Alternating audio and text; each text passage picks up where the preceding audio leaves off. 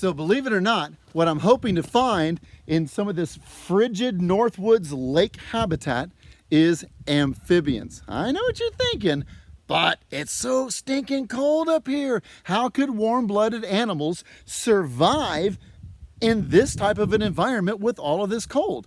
Well, many of them are designed to bury themselves down in the mud or underneath logs and things and freeze all winter. They literally freeze. It's been documented. Ice crystals in some of the turtles and frogs, ice crystals actually grow inside of the animal and it doesn't damage them.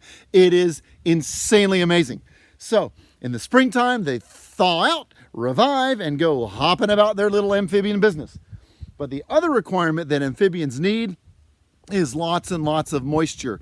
And there's a ton of moisture in this environment, mainly because this whole area was at one point covered by huge land glaciers, huge continental glaciers. As these glaciers receded and pushed their way north, well, guess what ended up happening? They ended up gouging out huge areas.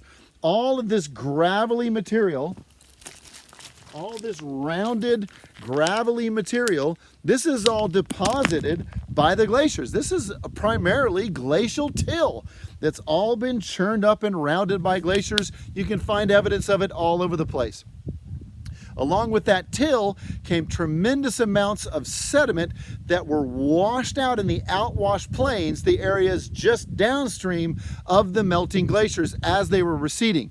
And all of that made for this very porous environment that is able to trap moisture. The ground is insanely squishy. And why are these soils so squishy? Because most of these soils are composed of partially decomposed plant material. You can see all those roots and things coming in there. This type of material goes deep. I'm talking 2 feet, 3 feet. It's very, very deep down into this. And all of that acts like a sponge to trap moisture. So why are there these thick, thick layers of plant material partially decomposed deep in the soil? Well, to answer that question, we have to go into the woods. So here, deep in these woods, there's tremendous amounts of shade. And there's tremendous amounts of shade because almost all of this forest, there's a lot of broadleaf that are going to fall off in the wintertime, but a lot of this forest is spruce and fir. Those are evergreens. They never drop those needles. They continue to shade all winter long. There's also white pine and jack pine. All of these pine trees are dropping their needles every year. When they grow the new ones, the old ones fall off, and it makes this huge bed, this huge mat of mostly pine needles. All of this pine material, when it breaks down into the soil, turns the soil very acidic, and that acid soil inhibits decomposition, and that stops all the material that hits the ground here from completely decomposing. That's part of what gives us that vegetative mat. Now there's more to the story. Let's keep going.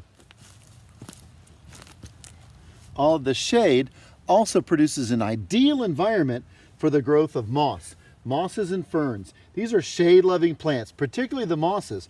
Mosses are shade-loving because they don't have any vascular tissue. They have no means of transporting water from their roots, which they don't have. They have rhizoids, right, that anchor into the ground. They have no way of transporting water through their bodies. So they have to rely on moisture hitting them and them absorbing. Well, if these guys get exposed to sunlight, they're going to totally dry out. So the shaded environment provides an ideal habitat for the growth of mosses. And you can see how spongy and squishy even these live mosses are. You can imagine if there's 3 feet of partially decomposed moss, that's going to produce an incredible sponge. So we have lots and lots of material throughout the soil, partially decomposed, producing this gigantic sponge. We have all of this shade produced by these conifers, and all of those are inhibiting the decomposition, increasing the size of the sponge, All we need now is moisture, and we have that too. Where we are here in the Upper Peninsula of Michigan is way over on the western side, right near the border of Wisconsin. Here they get on the average 200 inches of snow every winter. And all that snow in the springtime, when it melts, has got to go somewhere, and that's right into the sponge. Not to mention the fact that where that snow comes from is Lake Superior to our northwest. And as all of that stuff comes up, just like that lake produces all kinds of snow in the winter, it produces all kinds of rain in the summer. And that also continues to saturate the sponge and keep everything wet. Thus, this is literally the ideal habitat for amphibians. If it were a little bit warmer, we'd probably have a greater diversity, but the fact that we have this level of diversity in this cold of environment by itself is just amazing. So if you want a chance to check out some really cool, literally, amphibians, come on up here to the Northwoods. You're not going to regret it. This is an amazing place to visit.